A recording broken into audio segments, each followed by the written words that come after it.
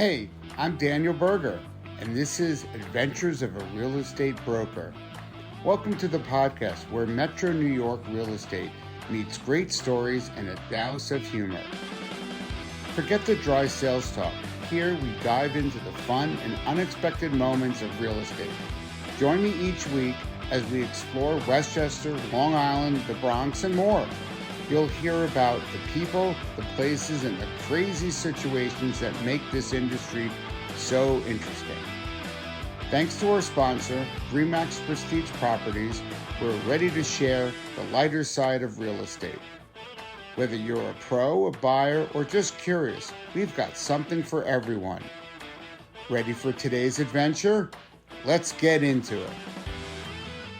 Hello, everyone. This is Daniel Berger with the Adventures of a Real Estate Broker. Today, I'm excited to have not a little old lady from Pasadena, but Michael B. Bell from Pasadena. He's been working in real estate for over 25 years. He's probably coming closer to 30 years. He's experienced, he's resourceful, he's respected, he's influential, and he's trustworthy. So those are pretty good things to have your clients say about you. He's done over $500 million in sales over his years.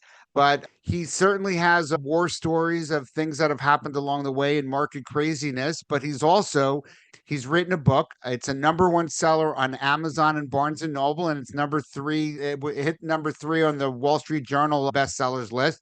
Seller Mistakes: What You Were Never Told About Selling Your Home and Why It Should Matter to You. And with that, Michael, thank you so much for being on the podcast this week. Thank you, Daniel. It's nice to be here. So 25 years, that's 3 times as long as I've been doing it. And you have a very good hairline, and it's a good color too. So that's pretty impressive, I would Thanks, say.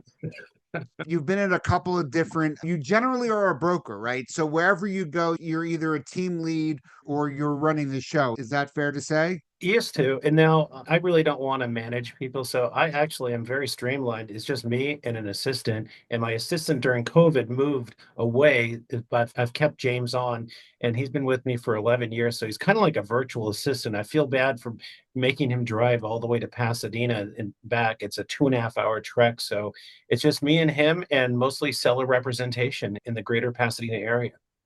Well, seller representation is certainly the way to go. As a newer person, I still feel I'm new, even though I'm 9 years into this, which I think that being the new feel, like the new smell of a car and the new feel, I think makes me interested, makes me still excited about doing it every single day. As a newbie, I probably started out more as buyer representations. And then it's funny because when you hear people talk about, oh, I only represent sellers or I only represent buyers, for you, you've been doing it for so long. So that's probably easier. But for newer people, for me, it was always you take who you have. But when you start out and you're newer and you're doing buyers, eventually buyers become sellers. So I think it was like my 4th year in, I did 52 transactions and exactly 26 were buyer side and 26 were seller side. So it started coming full circle. And now it's basically as the market goes, and some people sell and some people buy and sell and buy. And so you do that. So it's interesting that you're focused on the seller side. What happens when your sellers want to buy something? Do you help them, or you generally would refer those people out?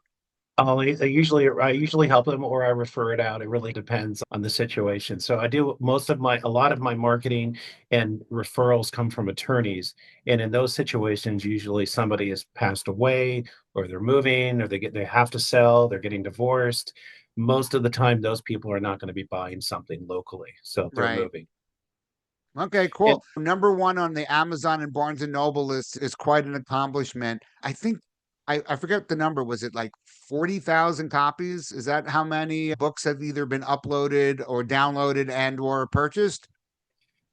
yeah, so it's a little crazy. I wrote this book, and the journey of it was really, I like data.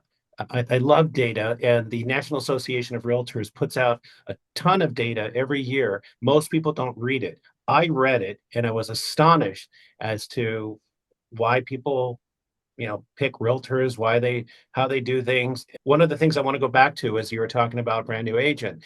And I know a lot of brand new agents, they feel like I have to work with buyers before I graduate to sellers. And I think there's a lot There's a lot to that. However, if you look at the data from the National Association of Realtors, 75% of the choice that somebody makes to hire a listing agent is if they like you and if they trust you.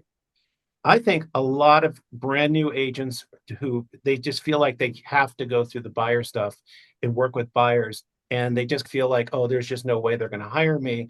I don't have the experience. Frankly, the stats say that's not the case. If they like you and they trust you and you're of service to people, there's plenty of rookie agents that do very well with listings. One of the best magazines out there is the Realtor magazine. When you become a brand new agent, you get this magazine in the mail, and they have this thing, this feature, it's called 30 under 30. I think it's the best thing that the National Association of Realtors publishes, because they showcase 30 agents. They're all under 30 years old, and they show how what they're doing and how they're doing it. And it's 30 different ways of doing it. And these people don't have a lot of experience either, but they're killing it. So I don't know, I want to flip the script on that, but you don't necessarily have to work with buyers if you're a newer agent.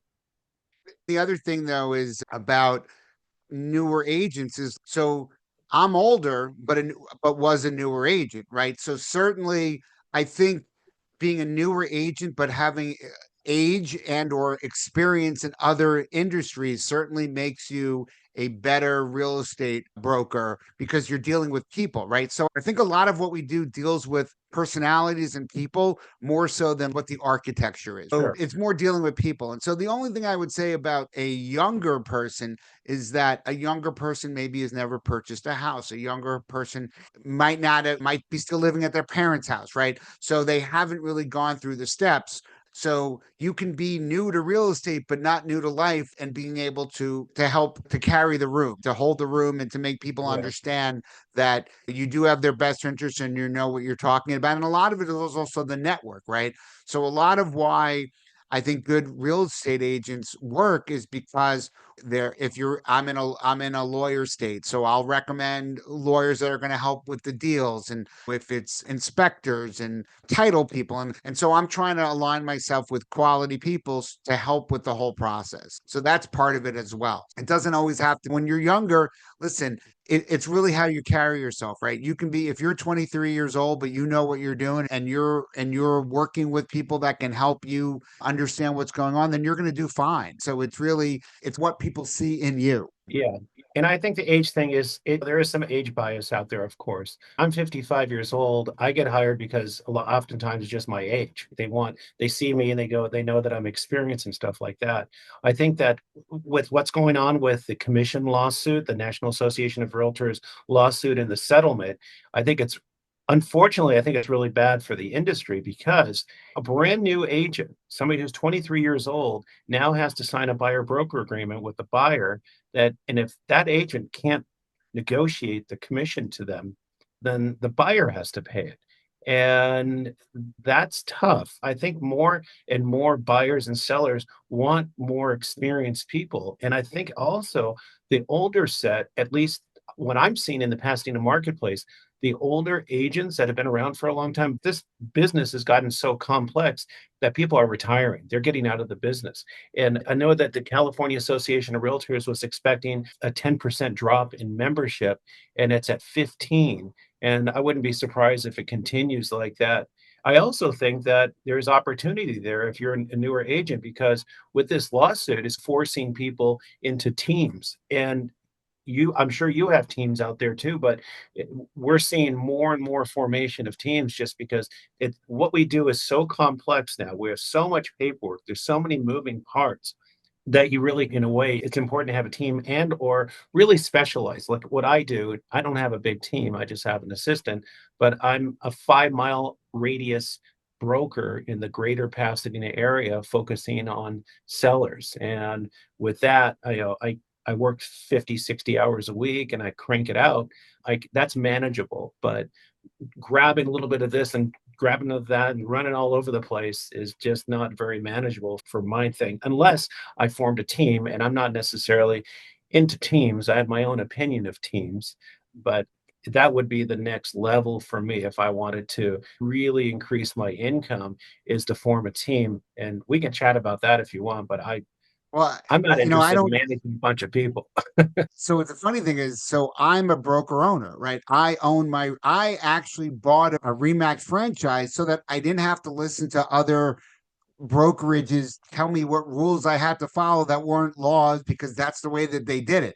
So I actually did the opposite. So we actually have no teams in my company. Oh, Everyone just is an independent contractor. That doesn't mean that we don't work on that they might co-list with other people and share it, but there's no need for a team. And I actually don't even have a virtual assistant. I I'm the broker. I manage it. Last year I did 65 deals myself, right. not including what my brokerage did. And I'm mentoring and doing that. I love mentoring, which is the other. So I love selling, and that's why I sell. And then I also love mentoring, and so I like the to be able to do both. So it's like a team, but not necessarily, because what I'm really doing is helping independent contractors build their own business for and being the broker, I'm able to do that. So it doesn't have to have the team component. But what's interesting is you're in such a you've been doing this for over 25 years. So for me, being 9 years, my my thought was I couldn't come into my town or my county. My county's probably 40 minutes up and down, and it's probably 40 minutes by 40 minutes. So it's large from that standpoint. I'm in Westchester County, but I do actually a lot more counties. I do things on Long Island and Rockland County and Dutchess and Putnam.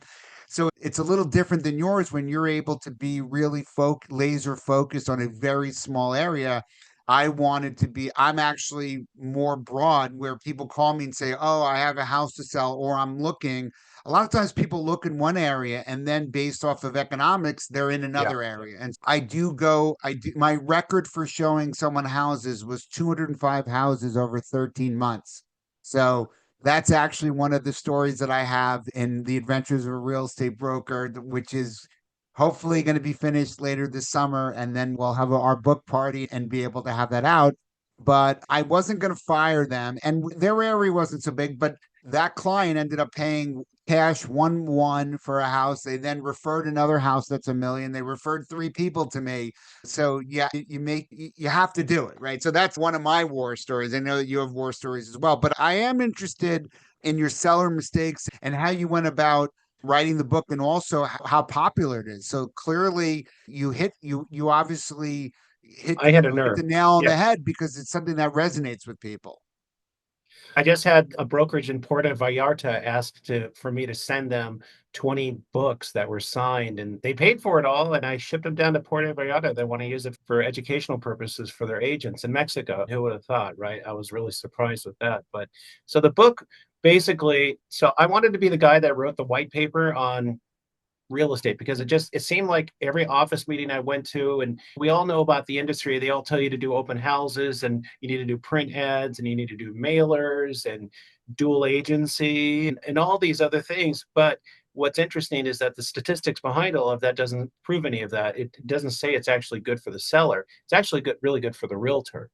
And as I started reading all of this, I thought, I'm gonna be the guy that exposes it and I'm gonna write a white paper. I wound up bumping into a guy at a seminar talking about writing books. He's a publisher, but he helps people self-publish. I explained what I wanted to do, and he thought there'd be a great book there. I went online to see if there's any books about like this, and there was nothing out there. The working title for the book was High Level Fiduciary Sales, which the publisher and everybody else hated, what I liked. So we wound up just going to Seller Mistakes. You can get it on Amazon if you want. If you call me, email me, I'll be happy to mail you a free copy. You can go to my website and listen to it if you want to stream it. But it just breaks down the mistakes that most people make. And it doesn't talk about like the word staging. I don't talk about staging. The word staging is put in the book once in the whole book. It's about, for example, just throw out a whole bunch of random stuff. The real estate sign. Did you know that the real estate sign has a less than 1% chance of being effective for your house? However, it multiplies the amount of problems you're going to have if there's a real estate sign out in front because it seems to invite people in your backyard. Print ads. Print ads, according to the National Association of Realtors, has a less than 1% effectiveness rate, but realtors push that stuff all the time. Open houses. Open houses are great for realtors. We get to meet people. I get to use your front room to market myself. And guess who goes to open houses? We all know this. These are potential sellers in the neighborhood and unrepresented people and even represented people. But it's a great opportunity to meet people face to face. And being in real estate or any kind of sales, when you're face to face, that's much more powerful than voice to voice over the phone or hiding behind your computer or doing mailers. But it would probably shock you to find that open houses probably have about a 2% effectiveness rate. They're not great for selling houses. They're great for generating leads for realtors. I Well, also have a chat. Go ahead. that's I do agree a lot with what you said regarding the mailers and all that. I think no, I'm not. If I do them, I think it's really just because I like to see a postcard go out, but I don't think that they're really that Me too. effective. Yeah.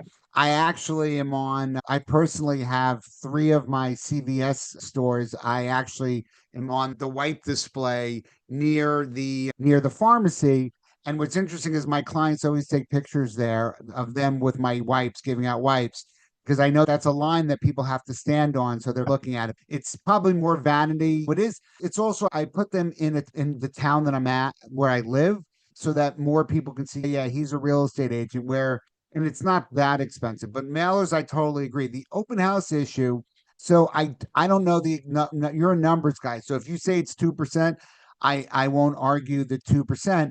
But you're right. It's 2% selling that house that you're in. It's certainly not from a real estate agent. It's not 2% of selling because it's a lot more than that. I certainly know that. At least that's the way that it bears out our numbers in New York. But what I would say that it's not if you do have people coming in, it's not bad to have traffic because when people see other Yeah. people in the house, it can promote, oh, people like this house. And if we're interested, we should move a little quicker than not do. I think the thing about open houses is it costs people their time, not necessarily money. So, especially for newer agents, right, that are trying to go out and meet people, I think it is a good tool. But Yeah. and then I think it also depends on the price point, right? Like a $10 million house, you don't really want open houses because you don't really want people off the street coming in or necessarily nosy neighbors, right? You want people to have, that's why you would probably say you want to have a solid appointment, you want to be there and all those types of things. But I think in certain situations, in certain price points, it does help more than the other things that you were talking about. So I do agree with that. If you so what's interesting, what you just said is we actually don't know how effective an open house is, and I'll tell you why. The National Association of Realtors puts out a 135 piece questionnaire to 160,000 people that just bought and sold. They don't ask the specific question, did you buy your house through an open house? What they ask is, did you find your house from an open house sign, billboard, street sign, or banner? So they encapsulate into that question all of these, even like the way new construction is built, but they don't ask that one question. My theory is because it's so ineffective. So what they pump out is they say it's 6 to 8% effective. But like I said, there's only one question that has to do with that with open houses, and it's at 6 or 8%. So I'm just throwing out maybe it's 2%. According to the National Association of Realtors, 3% of the people that buy a house buy they have seen it through an open house. So it's still the numbers really aren't that high. It's also a little different though too because part of you want access to your listings, right? You want people to go and see. And so when Yeah, I have an open house, I'm allowing other agents to send their clients to the house without them having to be there. So weekends clearly are a commodity, for it. right? Yeah, And so someone who's a buyer's agent who has three or four or six or eight clients that they're working at the same time, an open house is a good tool for me if I'm trying to sell a house that allows an agent not to have to go there. They can send their client there. I can then have the conversation. And then if they want, so I do think that the numbers would be a little yeah. bit higher. And that is a good tool. The interesting thing is, I am not a numbers guy. I actually got into real estate, so I don't have to work with spreadsheets. That's not my thing. But I wish you're a lot of what you're saying about the NAR.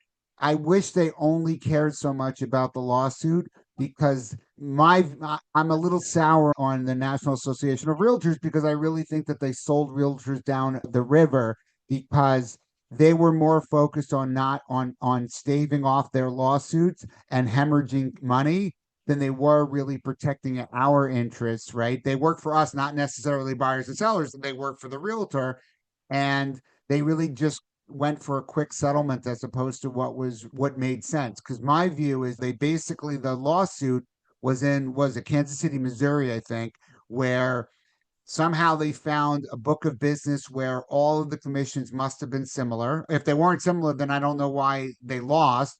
But if you looked at my book of business, you would see that commissions are all over the place. And the reason why commissions are all over the place is because it's a negotiated with buyers and sellers. And because it's Yeah. negotiated, it's not one price fits all, and it's everyone has a different story, right? Higher price points or lower price points or and competition. So I wish they came and opened up my book and looked at it because they would be like, there's clearly no collusion here because it's all over the place. So I don't even, it's to me, it's almost preposterous that they lost based off of feeling that there was collusion of the same percent because I don't see that at all in New York.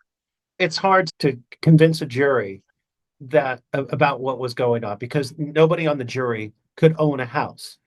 I don't know if you knew that or not, but everybody on the jury were renters. They hadn't bought or sold a house. So you have Gary Keller up there, who's a guru of real estate, an amazing communicator, not my company, but of Right. Keller Williams. And he got up on the stand and tried to explain this to them for 3 hours, how this works. And still he couldn't convince these people. To them, it was a cartel. They used all these words against us. And frankly, I think it really hurt the consumer because as in the old days, which is just over a year ago, as a buyer, you had all this flexibility. You could talk to 5 realtors and say, "Whoever finds me the first house, I'll go through you." And that's off the you can't do that anymore. There's Well, a lot of well, stuff that you I can just, do. I just, first off, it's shocking that the lawyers that the NAR hired, because clearly that is not a jury of your peers if you're only getting renters, right? Yeah. That is not a jury of your peers. That is a specified pool of people that, that are not necessarily the right people. So I didn't But know that. So they that had to is do that interesting. because the folks in the jury couldn't benefit from the verdict. So they could have benefited from the verdict if they had owned a house or sold a house, and now that's why they were disqualified for the jury. It's That's a conflict. preposterous, right? But except that's preposterous because then you could argue there's just that's interesting. My wife's an attorney, my daughter's attorney. I have to talk to them about that because that's plus the amount of money that they would see in a class action lawsuit is like minuscule. So so what they're going to get $500 voucher if that. But that is crazy that it had to be renters only. But what I would argue though that what you just said though that I don't we obviously do buyer's agency agreements because that's the rule. But somebody could still do three or four of them. Mine, I don't do ones that are exclusive. Yeah. I so I do agree with you. Also said something else that's very factual is that this whole suit that was supposed to help the buyers of homes did not help the buyers of homes. If anything, it made things that used to be transparent more translucent now, where it's the Wild West. People don't really know what's going on. If you do a buyer's agency agreement, if you're just starting your journey and you sign up for 6 months for 3% commission because you think that's what it's supposed to be, that's not what it's supposed to be or what it needs to be. But you have this document that locks you in, and if yours is exclusive, then you can't go anywhere. So it's crazy. The documents that my company uses that I wrote, I actually don't even like the ones that were given to us by NAR and or our MLS. My wife and I wrote a one pager because how are you supposed to give someone a 6 page document We did of the same thing. legalese? We have a Right. one So and a I have a one page thing. It's very simple to read. It's non exclusive, right? Because again, we're trying to have satisfied buyers. And so yeah, that's where we went. So that makes us a little different. And I guess, like you said, when you right. talk about, first off, if you go on how many agents sell more than 3 properties or 4 properties a year, there's only like 10% left, right? Who sell more than 4 or 5 properties. So people that are looking, that's where a buyer has to do their own homework, right? Where they have to go look at your Google rating, Zillow, Realtor, or what have you, and see how many homes you're selling, right? Because if you're selling a fair amount of homes, buying and selling homes, then you're an active realtor. And then they have to decide, do they want to lock themselves in or not lock themselves in into a certain period of time. So One it's a of very complicated process, right? It's complicated. So a listing contract in California, when you throw in all the disclosures, is over 100 pages long. Now, there's two parts that are crazy in our listing contract because there's the disclosure that explains commissions. It's so confusing that now I know everybody should read their contract, but not everybody does. But I get a lot of phone calls from people saying, I don't understand. And it's like, that's because they're trying to be incredibly transparent and giving you every single possible option that could happen because we have to do it this way. And it's very confusing. So I wind up having to email them saying, just so you know, this is the amount, this is how it's going to work out. You're going to have to sign all this because it's disclosure. And then they get to this one disclosure that came out a few years ago. We have a 3-page disclosure. It's a disclosure disclosing that there's going to be disclosures. That's clearly where things go beyond. California is its own animal, right? Technically, with all that documents, it really should be, here's all the documents you need to sign. You need to hire a lawyer to make sure that this is that you should be signing this. How do we, that's why I like that New York is a legal state, because I'm not drafting contracts, or I draft a memo. It goes to the lawyers, and the lawyers work on getting people in contract, because you know what? I'm a real estate agent. I'm not a lawyer. Lawyers should do lawyering, and real estate people should do real estate. So I'm also licensed in Connecticut. We do a pre-contract that either stays as the contract, or then the lawyers then do lawyer reviews and edit it.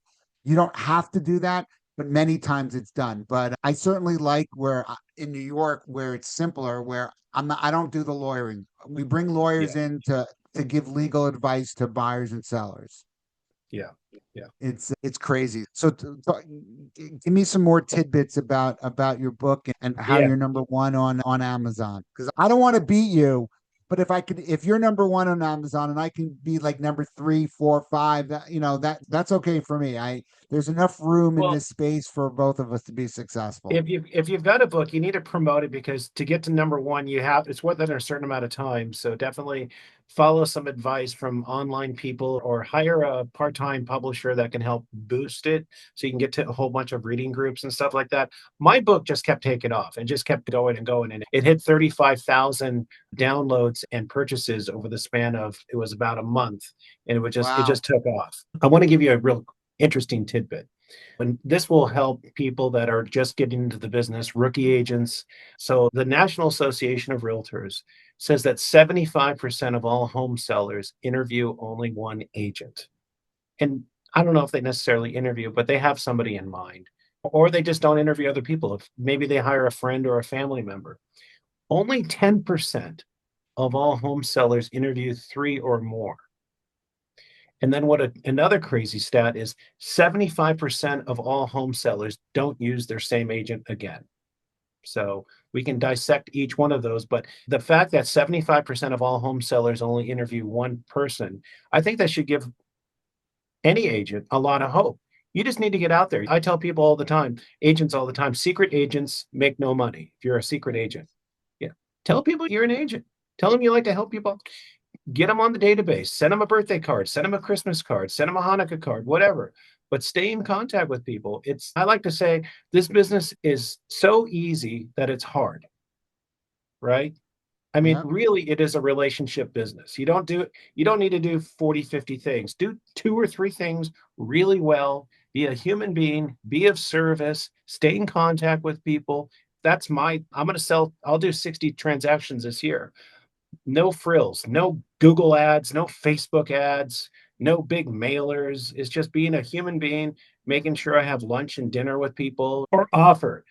Most people will say no, they're too busy. Heck, you just made a contact on the phone, Right. but it's just so anyways, but like I said, only 10% of people interview three or more. So there's so much opportunity out there for you and me and our agents and our colleagues out there that most people just they shrink back and they think, "Oh, I'm just never going to get hired." Not true. I also see that some of my newer agents, this is a full-time job. Yeah, So if you're doing something else and you're not committing, you're not, that's why the open houses are important because if you're not doing anything on a Saturday or Sunday, you should be at least at an open house or going to see houses or meeting, doing something. yeah, And then I spent a fair amount of money on Zillow to help bring in buyer leads for my agents. And a lot of them are lower end in the beginning. But you know what? Look, I've built my business on Zillow. I did 42 million in sales last year on 65 transactions. And that was based off of Zillow because you know what? I have clients now that have right. done 10 transactions from one. Yeah, And then there's friends and family and all that. So you never know. And you have to, I've sold $10,000 properties. I've sold and I've done $4 million homes. So there's because I don't work in my view is I'm not dealing with the amount of money of a transaction. I'm dealing with people. And if you help yeah, somebody, they're going to refer people to you. Just as we've been doing this podcast, I got a text in from someone that I helped them buy something. They're ready to sell, and they're like, oh, and I get the call back. And so it's important to be top of mind. And so partly why I'm writing the book, partly why I do a podcast is to send. I also do. I'm during Thanksgiving. I'm pretty good at giving out Thanksgiving gifts because I felt that that's a great holiday for me to give thanks to yeah, my clients. I've done things of like logo blankets that are not cheap, right? But it's last year I invested $15,000 in gifts because I wanted them to. And what's interesting is I sent everyone a Remax blanket, and what I got back was people were taking pictures of their children and their pets on the blanket. And so it creates more people and then I'm able to post about that, right?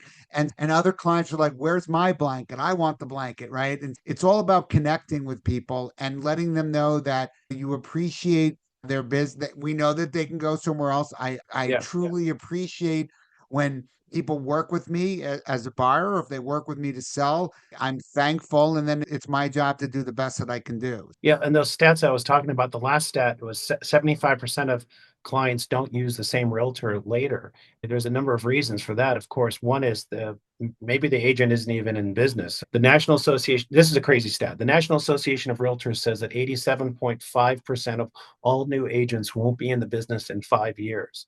So the industry is in a way is broken because there's a lot of money in doing test prep and all this other stuff, but they say 87% of all new agents will be out in 5 years.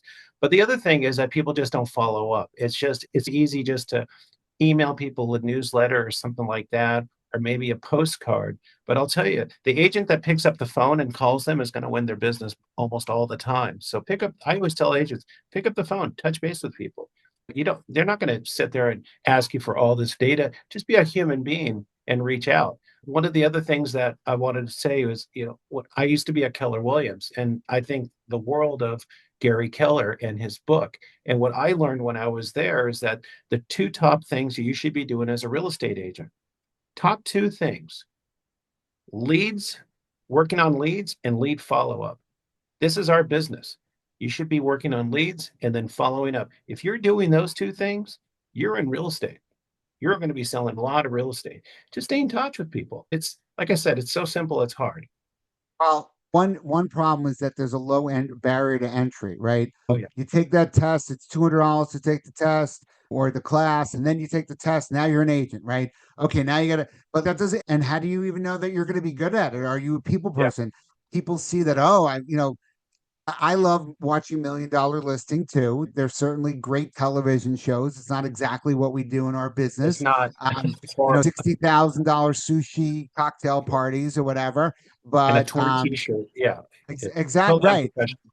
It's great. That sounds like a lot of fun, right? But that's not really what it is. You do have to work and you're out driving and you're doing this or and you have to want I think you have to want it. Some people are like, "Oh, it's something to do," right? Or they see, "Oh my God, look at the commission on that $7 million house is $400,000." There's very few of those houses, right? Those people also have huge expenses to do that and shares and splits and whatever, but that's fine. But ultimately people see that it's a lot of money, but it's really not a lot of money. As we don't have healthcare, we don't have retirement accounts. We have all of that money has to go to pay taxes, healthcare, all of our expenses. If we don't make a sale, we're not getting paid. And so I think as people start seeing the realities of that, then they're like, oh, or they're afraid, right? They're afraid to follow up. They're afraid of rejection. I used to talk about the phone. I do think that important, but also you have to know your client because Yeah. younger clients, I think, are also much more easier to text, right? Or to do a post on Instagram and then have them reach out to heart your message and then you send something back to them. So I do think as we have all different types of clients, we're the ones that have to adapt. And sometimes it's a text, sometimes it's a phone call, sometimes it's a thank you card, sometimes it's whatever. But we have to be all things to different people. We have to understand who our client is and then talk to them in the way that they want to be spoken to. Yeah, absolutely. Absolutely. But, what I love about it is so you talked about office meetings. I bought a franchise to not have office meetings. I think I had one office meeting my 9 years of owning a brokerage, and then I'm like, yeah, that was a bad idea. I knew I shouldn't have done that. So a lot of my coaching and mentoring is on the telephone and in person, but not necessarily in the office. My view, I do have an office because my franchise agreement requires me to have one, but that's not where business really gets done. Business gets done, whether it's on the phone, but it's really going to see houses with people or helping to list people's houses and then doing the work there. Yeah, You know, in Pasadena, we're seeing more and more brokerages that are physically closing their brick and mortar shops. Sotheby's did, Coldwell Banker did, Compass did, Douglas Elliman did, and or they've really shrunk their office presence just because everybody's working remotely. Nobody really wants to go to the office. They don't need to go to the office. And frankly, my office is my Tesla or kitchen table of someone's house. a I mean, hundred that's just the percent. reality. Yeah. Ultimately, I just came off of a family trip. I was on a cruise in Greece, Montenegro, Turkey, and Croatia. And which was interesting being 7 hours ahead because I was working until 2 a.m., 3 a.m. every day because I was finishing up the phone calls and I ended up getting three accepted offers while I was on the cruise. And Always like that. I told one of my clients who actually were about to go into contract now. And I said, you needed me to go away on vacation. They were looking for several months. And I'm like, I'm gonna be the factor that causes you to find a house that you're gonna they actually this house they actually went to just before I went, but we stalled on it and we're back into it now. But I wasn't around for the inspection. I had one of my people do it with my inspector, and then a lot of it is just I was on the phone. Listen, if I'm going to be on the phone, I might as well be on the boat having a pina colada by the pool negotiating the deal, but ultimately it didn't matter where it was, and that's the whole point, right? That in our world, a lot of what we do is picking up the phone, talking to people, making things happen. And in that case, we had a couple of roadblocks, but it was when people have the same common interest together, you're able to work through some of the problems. And again, it's a lot of it is personalities, right? You have buyers who want this and sellers that want that. And the agents basically are like, okay, how can we maneuver around this so that everyone feels comfortable moving forward? Moving forward is Yeah. the next step. And so it's certainly, I like when I have a listing agent that has been in the business and understands business. And they also they like having someone that is trying to work through. And at all points, they had their client's best interest at stake, and I had mine. But it's through communication and understanding where the other side's at and how do we get there. We were able to finally put it together today, actually, just before this call. So, Congrats. but that's right. It's always about like you said, oh, this is how many deals I'm going to have. I go, I don't know how many deals I'm going to have this year. I know how many deals I have right now, even for budgeting. I'm anti budget. I won't budget for what I'm going to do next year because you know what? I don't know who's going to call me next year, but I do know you said it best, leads and follow up, right? Yeah. So I don't know what my business is going to be, but I know that I've been doing in the 50s the last couple of years. But I know that if I keep talking on my phone and posting and look and doing some outward lead generation and then talking to people and getting into people's houses for listing appointments, you're right. Most are only going to bring me in. Some are going to bring one or two others in, but that's about it.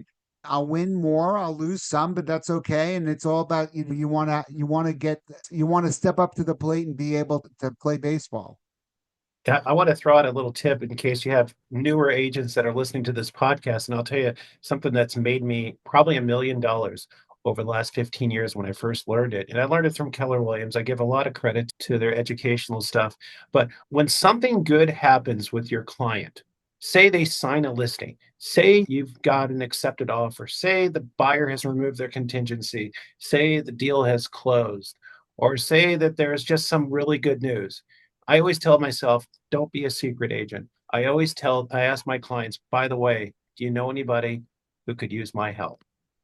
Because you know what? They're so happy with you right there. They're not going to reject you. So take advantage of it. And you can even, if you wanted to, you can ask permission, say, hey, by the way, during the transaction, would you be offended if I ask you for connections with people that may need to buy or sell? When I ask permission, the sellers are always say, "Oh, that's fine. So cool. I just got permission." So I make it a point to ask my clients twice, maybe 5 times during a transaction, "Hey, by the way, do you know anybody who could use my help?" I even say internationally. I don't care. I work for an international firm. So do you. We could all connect people and get referral fees and make sure they have the right people that are helping them. But that's something that's I think most agents they fail to do. Even agents in Pasadena. I've told this to other agents in Pasadena, and they're like, "Oh my God, that's a great idea. You're leaving money on the table, but be of service to people." You have to Ask. be. I'm very proud of my Yeah, wife who was sitting on the train commuting to work and overheard someone that said that they had to sell their mother's place in the town that she grew up in on Long Island. And she goes, "Oh, I know the best agent in that town." And I'm like, "It's not me. It's not me." But her childhood friend's mother is 80 years old and is one of the top agents in town. And turns out we made the introduction. The, the person ended up, she dual agent a $2 million sale, and the referral fee went to my wife. It went to my brokerage, but my wife's actually a lawyer, so she's also an agent in my office. But I'm like, excellent. So I'm like, the money comes, and I'm like to my wife, here's your commission check, because thank you for listening on the train and being a Badinsky, as we say, and making a connection. But guess what? That man needed to sell his mother's house. He needed the best agent in town.